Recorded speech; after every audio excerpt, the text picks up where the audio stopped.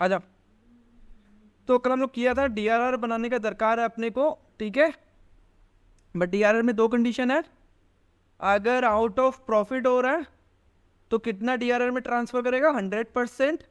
और अगर out of capital है तो कितना बनाना पड़ेगा, 25% हम लोग को डीआरआर में ट्रांसफर करना पड़ेगा। याद है ना? आउट ऑफ प्रॉफिट मतलब जितना प्रॉफिट हो रहा है उसमें से साइड कर रहा है। 3 लाख का डिबेंचर्स अगर रिडीम हो रहा है तो हम लोग एवरी ईयर जितना हो सकता है कंपनी उस हिसाब से डीआरआर में साइड करता है, और टोटल 100 कितना परसेंट, पूरा 3 लाख का प्रॉफिट साइड करेगा वो लोग, ठीक है ना, डीआरआर में ट्रांसफर कर देगा। मतलब इक्वलेंट टू जितना नंबर ऑफ डिबेंचर्स, जितना अमाउंट का डिबेंचर्स रिडीम हो रहा है। और आउट ऑफ कैपिटल मतलब fresh issue of equity share या डिबेंचर्स या प्रेफरेंशियल इशू करके उन लोग को रिपेमेंट कर रहा है, उसमें 25% जितना का रिडीम्शन हो रहा है उतना डीआरआर में ट्रांसफर करना पड़ेगा। और जब when all the debentures have been redeemed, जितना भी डिबेंचर्स है रिडीम हो गया, प्रोसेस खत्म अब, तो डिबेंचर रिडम्पशन रिजर्व जो है अकाउंट, जो बैलेंस उसमें शो करेगा वो कहाँ चला जाएगा, इस close by transferring the amount to general reserve में ट्रांसफर कर देगा, ठीक है ना। तो पहले हम लोग डिबेंचर रिडम्पशन रिजर्व को क्या किया था, क्रेडिट किया था ना, अब डेबिट करके खत्म कर देगा और जनरल रिजर्व अकाउंट क्रेडिट हो जाएगा, ठीक है।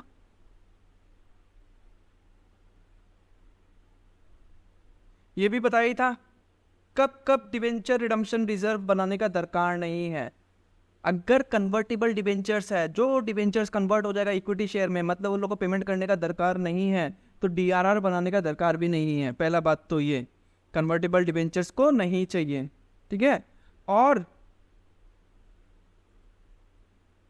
अगर कन्वर्टिबल, फुल्ली कन्वर्टिबल डिबेंचर, और अगर कन्वर्टिबल डिबेंचर्स फुल्ली कन्वर्टेबल नहीं है, पार्टली कन्वर्टेबल है, तो पार्टली में मतलब दो पार्ट हो गया पार्टली कन्वर्टेबल में, उसमें एक कन्वर्टेबल और दूसरा नॉन कन्वर्टेबल, ठीक है ना। तो नॉन कन्वर्टेबल मतलब जो कन्वर्ट नहीं हुआ, इसका मतलब उसको पेमेंट करना पड़ेगा। तो मान लो कि 3 लाख का डिबेंचर है, उसमें से 2 लाख कन्वर्टेबल है, 1 लाख नॉन कन्वर्टेबल है, तो हमको इतना ही हमको डिबेंचर रिडम्पशन रिजर्व में बनाना पड़ेगा, या तो 100% अगर प्रॉफिट से कर रहा है, या फिर 25% अगर नया डिबेंचर इशू करके कर रहा है तो 1 लाख का, ठीक है ना।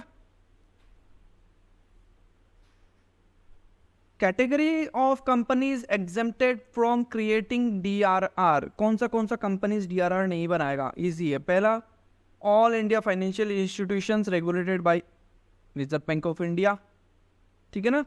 Other financial institution regulated by Reserve Bank of India, banking companies both public as well as privately placed debentures.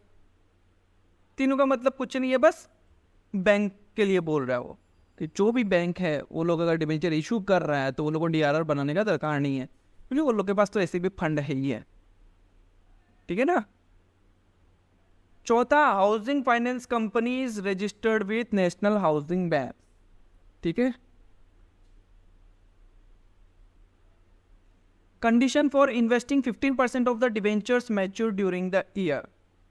मान लो कि जितना डिवेंचर्स है वो इस साल मैच्योर होने वाला है। अच्छा, मैच्योर कब होगा, जैसे मान लो कि डेट दिया हुआ है 31 मार्च 2024 को मैच्योर होने वाला है। कितना का डिवेंचर्स है, ₹1 लाख का डिवेंचर्स मैच्योर होने वाला है, हमको रिपेमेंट करना है 1 लाख का बाय द एंड ऑफ 31 मार्च 2024। तो इसका 15% मतलब 15,000 रुपया हमको क्या करना पड़ेगा, इन्वेस्ट करना पड़ेगा कहीं पे, ठीक है ना। कब करना पड़ेगा, डेट भी है इसका 30 अप्रैल 2023 को, मतलब जब मैच्योर हो रहा है उसके 11 महीना पहले, या जो अप्रैल जो स्टार्ट हो रहा है अप्रैल 30 को ही करना है। अगर मान लो कि ये मैच्योर हो रहा है 28/2/2024 को भी मैच्योर हो रहा है ना, तो हम 30/4 को ही इन्वेस्ट करेगा, ठीक है। अगर ये मैच्योर हो रहा है 31 जनवरी 2024 को मैच्योर हो रहा है, तब भी हम 30/4 को में इन्वेस्ट करेगा पैसा, हाँ नहीं होगा, समझ गया।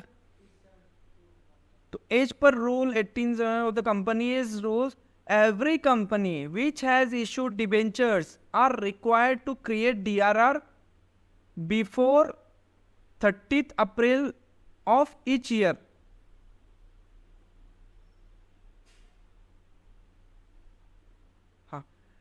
Every company which has issued debentures are required to create, जो कंपनीज डीआरआर बना रहा है, डीआरआर में जो ट्रांसफर कर रहा है, are required to deposit or invest a sum which shall not be less than 15% of the amount of its debenture maturing yet to be redeemed during the year ending on 31st March of next year. अच्छा, इसका 31st मार्च, अच्छा हाँ, इस साल का, ठीक है, ये क्या बोला, during the year ending on 31st, जो भी 31st मार्च या उसके पहले जो रिडम्पशन हो रहा है ना, तो 30 अप्रैल को उसमें हम लोग को इन्वेस्ट करना पड़ेगा, ठीक है ना।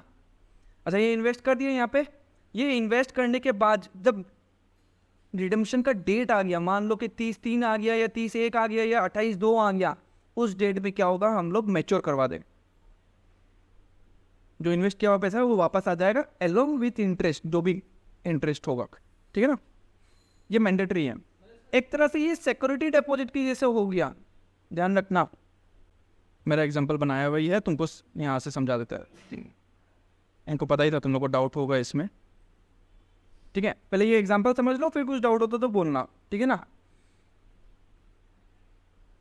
Suppose out of 3 lakhs of debenture the debentures are to be redeemed as follows. 3 lakh का डिबेंचर इशू कर दिया, अब उसका रिडम्पशन का डेट कब है, मान लो ये कभी भी इशू किया होगा, मान लो कि ये 1 अप्रैल 2018 को ही इशू किया होगा। अब रिडम्पशन का तो डेट दिया हुआ था ना कि इस डेट में रिडम्पशन होगा। अब ये भी पार्टली रिडम्पशन है ईएमआई में, फुल्ली एक बार में नहीं। पहले 31 मार्च 2021 को 1 लाख का रिडम्पशन करेगा, फिर 31 मार्च 2022 को 1 लाख का रिडम्पशन करेगा, फिर 31 मार्च 2023 को 1 लाख का रिडम्पशन करेगा। 3 बार रिडम्पशन करके खत्म हो जाएगा ये 3 लाख रुपया। समझ गया इतना पार्ट। अब आ जाता है, अब मान लो कि 2018 खत्म, 2019 खत्म, 2020 खत्म, अब आ गया 1 अप्रैल 2020 खत्म नहीं हुआ, अब 2020 स्टार्ट हो गया, 1/4/2020 स्टार्ट हुआ। 2020 स्टार्ट होने के बाद हमको पता है 31 मार्च 2021 को 1 लाख का हमको रिडम्पशन करना है। तो पहले तो हम क्या करेगा, जब 30/4/2020 आएगा, हम इन्वेस्ट करेगा 15%। कितना? 1 लाख का 15%। तो for creating debenture redemption investment, पहले हमें इन्वेस्ट करेगा। कब करेगा? 30 अप्रैल 2020 को, ठीक है, 11 मंथ्स बिफोर रिडम्पशन डेट। 10 महीना भी हो सकता है रिडम्पशन डेट। अगर 28/2 को होता है रिडम्पशन तो 10 महीना हो जाता है इस केस में, बट अपना रिडम्पशन का डेट कब है? मार्च को है, ठीक है ना। तो हम 30/4 को ही 2020 को, 1 साल पहले का जो अप्रैल आता है उसमें हम इन्वेस्टमेंट करेगा 15%। कितना? 15%, 1 लाख का 15,000 रुपये इन्वेस्ट करेगा। समझ गया ये पार्ट। फिर अपना ईयर ख़त्म हो गया और आ गया 31 मार्च 2021 आ गया। कंपनी का पीएल बन गया, बैलेंस शीट बन गया, ठीक है, प्रॉफिट हो गया। अब प्रॉफिट से वो लोग क्या करेगा? डीआरआर बनाएगा, ठीक है। अगर कंपनी ये बोलता है नहीं 1 लाख रुपया हम कंपनी का प्रॉफिट से देगा, तो वो लोग 1 लाख रुपया प्रॉफिट से साइड करके डीआरआर में ट्रांसफर करेगा। अब कंपनी बोल रहा है नहीं प्रॉफिट उतना नहीं हुआ, थोड़ा बहुत ही हुआ, 1 लाख नहीं हुआ, हम क्या करेगा? नया इक्विटी शेयर लेगा, उसमें से हम ये लोग को रिपेमेंट कर देगा। पैसा नहीं है अभी, बट लेकिन 100% पूरा का पूरा 1 लाख रुपया नया इक्विटी शेयर इशू करके नहीं दे सकता, 75% दे सकता है, मतलब 75,000 रुपीज़ दे सकता है। 25% तो प्रॉफिट से निकालना ही पड़ेगा। तो अगर आउट ऑफ कैपिटल हो रहा है तो डीआरआर में कितना ट्रांसफर करेगा? जितना रिडम्पशन हो रहा है ना उसका 25%। समझ गया? ठीक है। अब फिर तुम बोला कि जो नया इशू कर रहा है उसका 25%, जो इशू नहीं कर रहा, जो रिडम्पशन हो रहा है उसका इन्वेस्टमेंट करना पड़ेगा, जितना रिडम्पशन हो रहा है उसका 25% या 100% डीआरआर बनाना पड़ेगा। 25% और 100% कंडीशन यही है, देखना पड़ेगा क्वेश्चन में कि आउट ऑफ कैपिटल है कि आउट ऑफ प्रॉफिट है। प्रॉफिट हो रहा है 100%, आउट ऑफ कैपिटल बोला तो 25%, ठीक है। 25% नया कैपिटल से हम लोग ले सकते हैं, बाकी हम लोग को मतलब 25% को हम लोग का नया कैपिटल जैसे कि हम लोग इंट्रोड्यूस कराता है कंपनी को, उससे पेमेंट कर सकता है। 25% प्रॉफिट से देना पड़ेगा। 75% तुम इस क्वेश्चन को ऐसे समझो ना, हम 1 लाख का लोन लिया हुआ है, अब हमको वो पैसा बात हमको शिवम को 1 लाख रुपया देना है, तो हम क्या करेंगे? हम आदर्श से 1 लाख रुपया लिया, उसको दे दिया, बात तो बराबर ही, मेरा उतना ही लोन हुआ, बस हमको टाइम थोड़ा ज़्यादा मिल गया, इसको बोला 1 साल बाद और देगा। फिर जब इसका टाइम आया 1 साल बाद, तो हम तुमसे लोन ले लिया 1 लाख का, फिर हम इसको दे दिया, फिर तुमसे हम एक साल का टाइम ले लिया, फिर हम वापस से इससे लेके तुमको दे दिया, चलते रहेगा ना। तो हम क्या करेगा, मिनिमम 25% तो हमको अपना पॉकेट से तो देना ही पड़ेगा ना, तभी तो मेरा लाइबिलिटी थोड़ा कम होते जाएगा। ठीक है, अब फिर आ जाता है 30। अब नेक्स्ट ईयर स्टार्ट हो गया 2022, क्या डेट स्टार्ट हुआ, अब आ गया 1/04/2021 स्टार्ट हुआ, यहाँ पे ये खत्म हो गया ना मार्च। इसके बाद 1/4/2021। अब हमको पता है कि हमको 1 लाख का डिबेंचर वापस से और रिडेम्पशन करना है 1 साल बाद, तो हम क्या करेगा, फिर वापस से 15% का इन्वेस्टमेंट करेगा। ठीक है, फिर उसके बाद जब 31 मार्च 2022 आ जाएगा, फिर मेरा PL बन गया, फिर उसके बाद हम प्रॉफिट से साइड करेगा कितना, या तो पूरा 100% या फिर 25%। ठीक है, फिर ये रिडम्पशन हो गया, फिर रिडम्पशन होने के बाद वापस से मेरा 1/4/2022 स्टार्ट हो गया, 2022 स्टार्ट हो गया। अब हमको पता है कि हमको वापस से 31 मार्च 2023 को 1 लाख का रिडम्पशन करना है, तो 1 लाख का वापस से हम 15% इन्वेस्ट करेगा, फिर वापस से 1 लाख रुपया साइड करेगा या 25% साइड करेगा। ठीक है ना,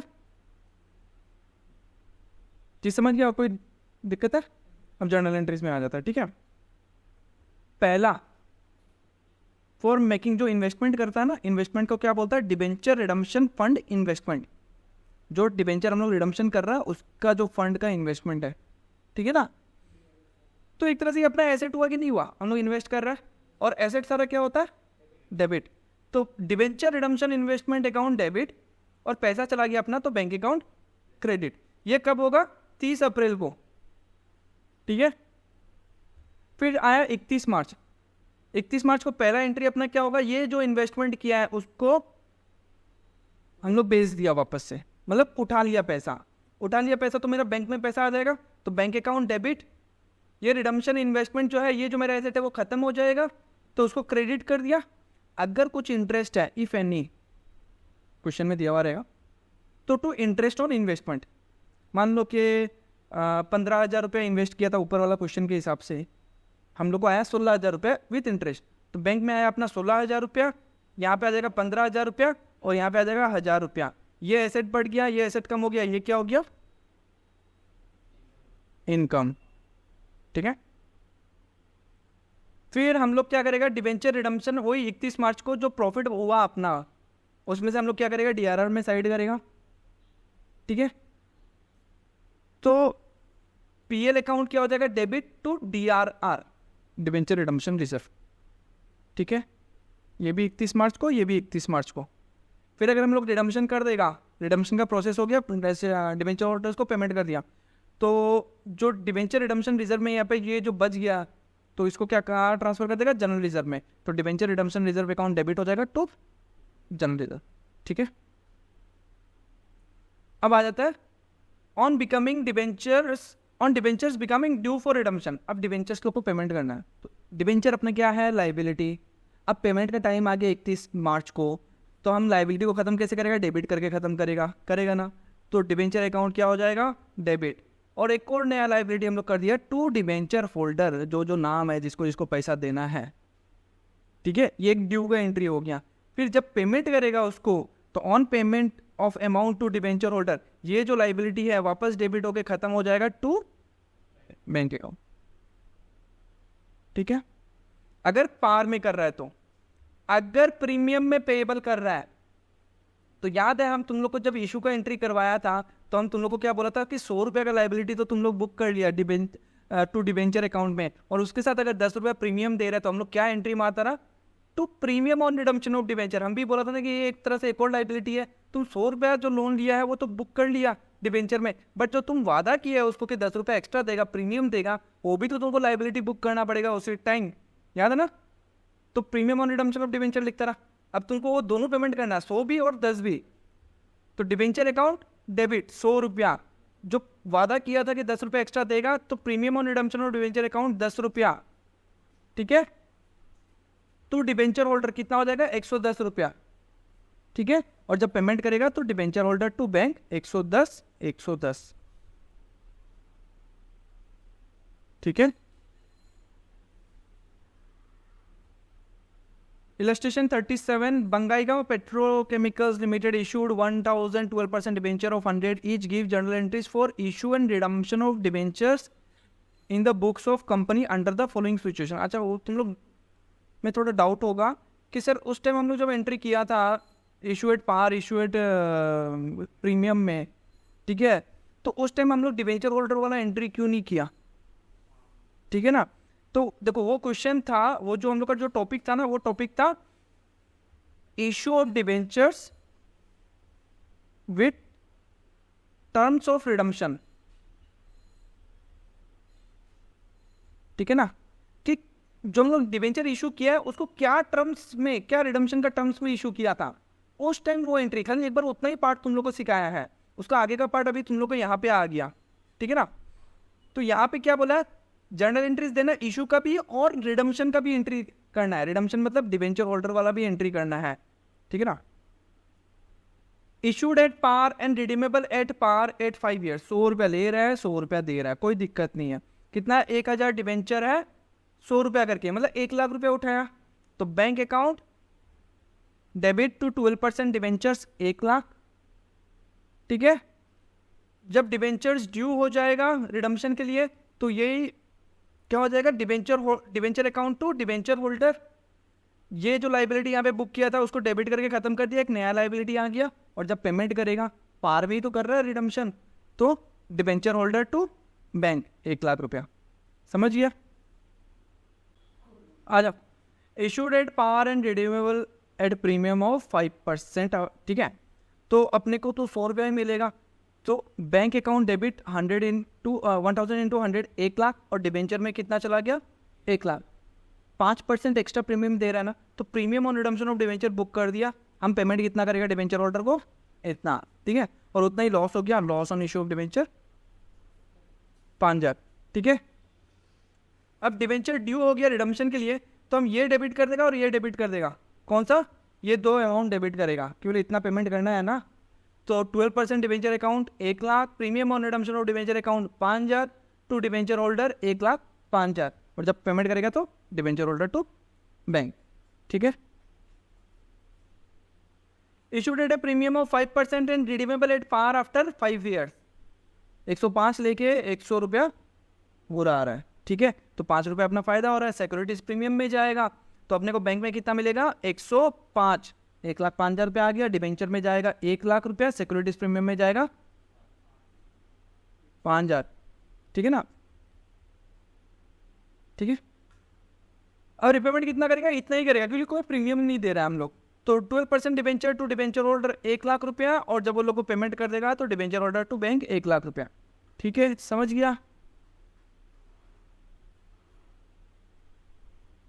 ये भी कर लेना, तुम लोग घर में देख लेना, समझ जाएगा ना। अच्छा, प्रीमियम 10% में है तो उतना पेमेंट करेगा, 1,10,000 आ जाएगा, ठीक है ना। डिस्काउंट का एक कर लेता है F नंबर, ठीक है।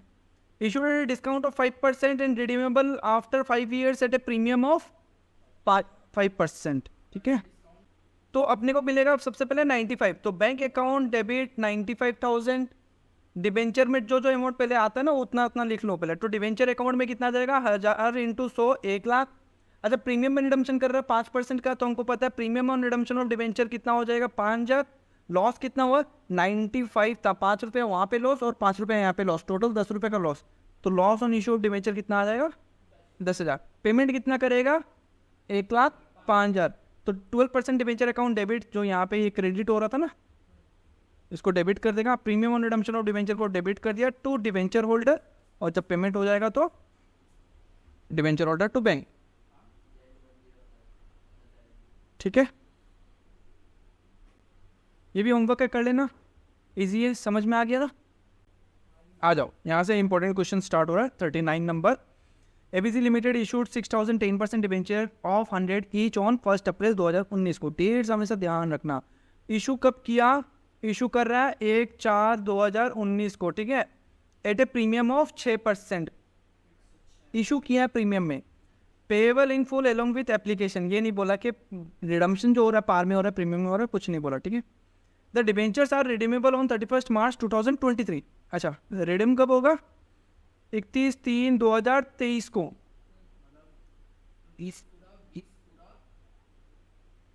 19 से 20 आ गया 1 साल, 20 से 21 आ गया 2 साल, 21 से 22 आ गया 3 साल, फिर 22 से 23 ये रेट 4 साल बाद रिडम्पशन हो रहा है, ठीक है।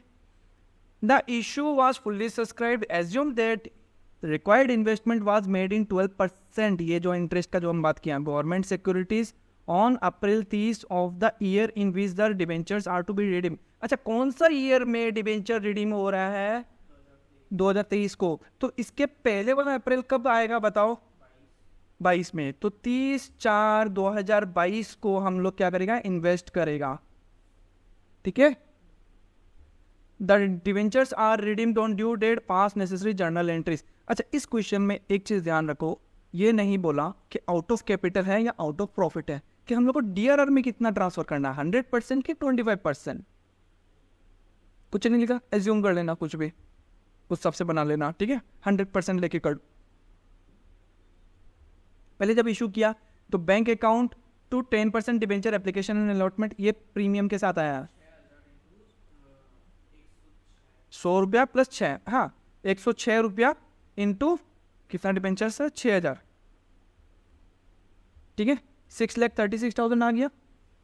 फिर debenture application and allotment account debit कर दिया, डिबेंचर में जाएगा पूरा 6 लाख रुपया, सिक्योरिटीज प्रीमियम में जाएगा कितना? 36। ये कब होगा? 2019 को एंट्री हुआ। अब आ जाता है हम लोग 2022 में। 2022 का अप्रैल में हम लोग पूरा का पूरा रिडम्पशन कर रहा है। कितना डिबेंचर से रिडीम कर रहा है? सिक्योरिटीज प्रीमियम को मत पकड़ना, face value of debenture 6 lakh का 15% हम लोग इन्वेस्ट करेगा, मतलब 90,000 रुपया। तो debenture redemption investment account debit to bank account, ठीक है। अब क्या आ जाएगा? 31 मार्च आ जाएगा। 31 मार्च में मेरा 2 एंट्री है, एक तो ये जो इन्वेस्टमेंट किया वो वापस भूल के आएगा, और एक हम डीआरआर में ट्रांसफर करेगा वो, उसके बाद फिर डिबेंचर होल्डर में ट्रांसफर करके फिर उसको पेमेंट करेगा, ठीक है। ऊपर नीचे भी कर सकता, कोई दिक्कत नहीं है, क्योंकि सारा एंट्री 31 मार्च को ही हो रहा है। बट हम बेसिकली ये याद रखता है कि जो इन्वेस्टमेंट किया उसको पहले वापस लेता है। तो बैंक अकाउंट डेबिट, अच्छा कितना का इन्वेस्टमेंट किया था हम लोग? 90,000 का। कितना परसेंट गवर्नमेंट सिक्योरिटीज था? 12%। कितना महीना के लिए? 11 महीना के लिए। ये 12 कटा, 100 कटा, 900 इंटू 11, 9,900, इतना का इंटरेस्ट हो गया। तो डिबेंचर रिडम्पशन इन्वेस्टमेंट अकाउंट 90,000 आया, इंटरेस्ट कितना हुआ? 9,900। ये दोनों मिला के अपना को बैंक अकाउंट में कितना मिल गया? समझ गया? अब हम क्या करेगा? पूरा ट्रांसफर करेगा डीआरआर में। तो surplus in the statement of profit and loss 1.5 lakh रुपया to debenture redemption reserve 1.5 lakh, 6 lakh का 25%, मतलब आधा का आधा, 1.5 लाख रुपया आ गया। मतलब ये क्वेश्चन किस तरह से किया हुआ है? आउट ऑफ कैपिटल के हिसाब से किया हुआ है, ठीक है, कि नया इक्विटी शेयर इशू करके यहाँ से पेमेंट करेगा। अभी जैसे ये नहीं दिया हुआ तो तुम लोग को नोट डालना पड़ेगा नीचे में, ठीक है। फिर हम लोग क्या करेगा? 3% debenture account debit to debenture holder 6 lakh रुपया, फिर debenture holder to bank 6 lakh रुपया, फिर ये डिबेंचर रिडम्पशन रिजर्व में जो हम लोग 1.5 लाख रुपया यहाँ पे ट्रांसफर करके रखा है, रिडम्पशन का प्रोसेस हो जाने के बाद, पेमेंट हो जाने के बाद वो कहाँ ट्रांसफर हो जाएगा? जनरल रिजर्व में। तो debenture redemption reserve account to general. 40 number, Sintex limited issued 20,000 9% debenture of 100 each, of which half the amount is due for redemption on 31 March 2023। कितना का डिबेंचर्स है? 20,000 और 2 जीरो और डाल दो, कितना? 20 लाख का डिबेंचर है, उसका आधा 31 मार्च 2023 को रिडम्पशन होने वाला है। आधा मतलब रिडम्पशन कितना हो रहा है? 10 लाख का। तो 10 लाख का इन्वेस्ट करेगा हम लोग 15%, ठीक है ना। अब आगे क्वेश्चन में क्या बोला है? The company has in its debenture redemption reserve a balance of, कितना बैलेंस है? ऑलरेडी पहले से जमा करते आ रहा है, मतलब स्टार्टिंग का 2-3 साल का जो पीएल होगा उसमें से बचा बुचा के 3,80,000 अभी तक जमा कर दिया, ट्रांसफर कर दिया। तो देखो, अगर हम लोग को 25% करना होता तो हम लोग कितना करता? कितना रिडम्पशन हो रहा है? 10 लाख। 10 लाख का 25% कितना होगा? 2.5 लाख रुपया। बट उससे तो ज़्यादा ही है ना। ज़्यादा इसलिए कर दिया क्योंकि आउट ऑफ प्रॉफिट हो रहा है, पूरा 100% प्रॉफिट से देगा, ठीक है ना। तो required minimum amount of debenture redemption investment, जो इन्वेस्टमेंट करना है वो हम लोग 10% गवर्नमेंट सिक्योरिटीज में इन्वेस्ट किया था, ठीक है। अब 31 मार्च 2023 है, ठीक है। इन्वेस्ट किस डेट पे करेगा बताओ, डेट बताओ।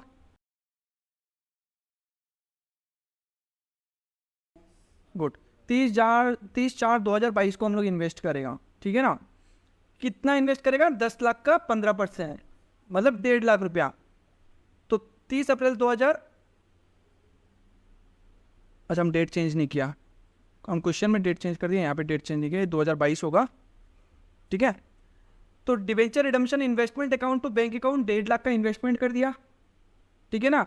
अब डीआरआर में कितना ट्रांसफर करेगा ये बात ध्यान रखो। हमको डीआरआर में कितना चाहिए? डीआरआर में चाहिए 10 लाख रुपया, है कि नहीं। बट ऑलरेडी बैलेंस कितना है? 3,80,000 रुपया बैलेंस है। तो हम और कितना ट्रांसफर कर देगा? 6,20,000 डीआरआर में ट्रांसफर कर देगा। कहाँ से? प्रॉफिट से। तो surplus in the statement of profit and loss to debenture redemption reserve 6,20,000, ये 2022 होगा, 23, ठीक है। फिर हम लोग जो यहाँ पे जो इन्वेस्टमेंट किया था 1.5 लाख रुपया का, वो आ जाएगा वापस घूर के 31 मार्च को। कितना आएगा? 1.5 लाख इंटू 11/12 इंटू कितना परसेंट है? 12%, 12% ही है ना, 10% है, बहुत चेंजेस करना पड़ेगा। तो 10/100, ठीक है। 0,0,0,0 ये कट गया, मतलब 15,000 इंटू 11/12,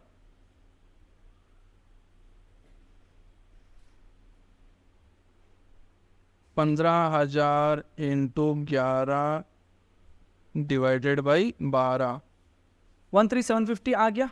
इतना का अपना इंटरेस्ट हो गया। 1.5 लाख रुपए का डिबेंचर रिडम्पशन इन्वेस्टमेंट अपना क्रेडिट करके खत्म कर दिया, और बैंक अकाउंट में कितना रुपया आ गया, ठीक है। अब रिडम्पशन कितना करना है? 10 लाख। तो 9% debenture to debenture holder 10 lakh रुपया, फिर debenture holder to bank 10 lakh रुपया, और जो अपना डीआरआर में कितना है? 10 लाख एंड की नहीं है अभी, 380 पहले का, 620 अभी किया, अच्छा एंट्री नहीं किया वो ट्रांसफर का, वो भी इसके बाद ट्रांसफर का एंट्री आ जाएगा, ठीक है ना। ये इन्वेस्टमेंट ये तुम लोगों को सब बता ही दिया कैलकुलेशन।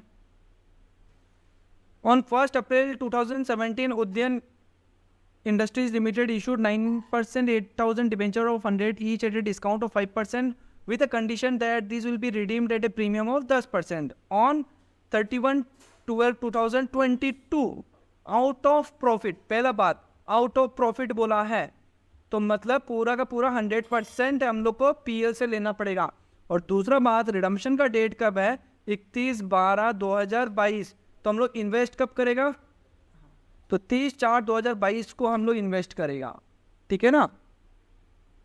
डिबेंचर रिडम्पशन इन्वेस्टमेंट, जानते रखो, debenture redemption investment was made at the time as required under rules and were realised at the time of redemption at, अच्छा क्या बोला, जितना इन्वेस्टमेंट किया ना उस इन्वेस्टमेंट से अपने को कितना वापस उठा लिया? 1,22,000।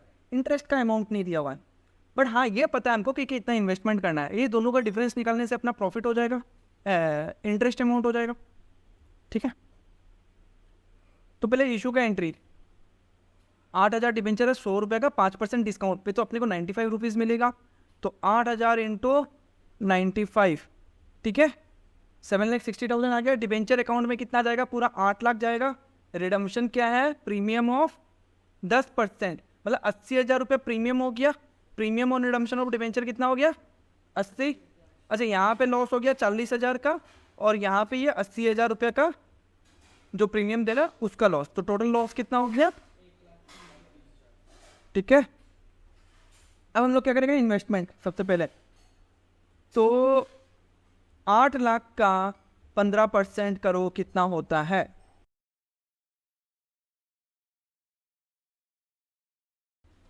इंटू 15%, 1,20,000 का हम लोग इन्वेस्ट करेगा, 1,20,000 रुपया, ठीक है।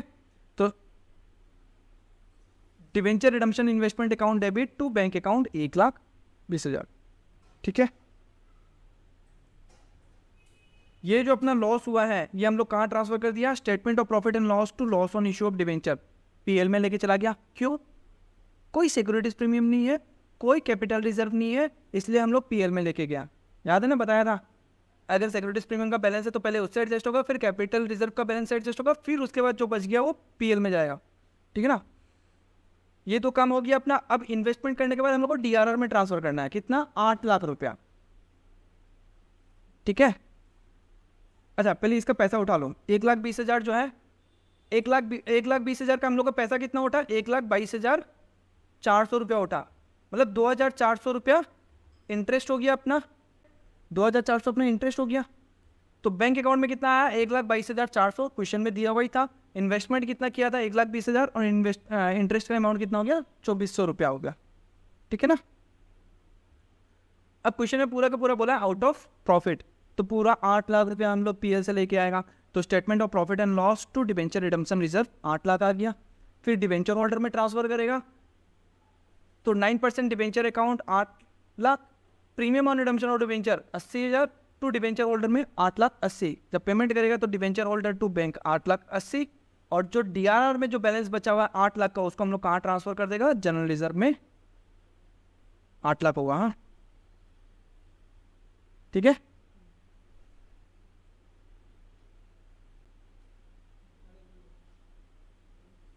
चलो आज इतना ही करते हैं।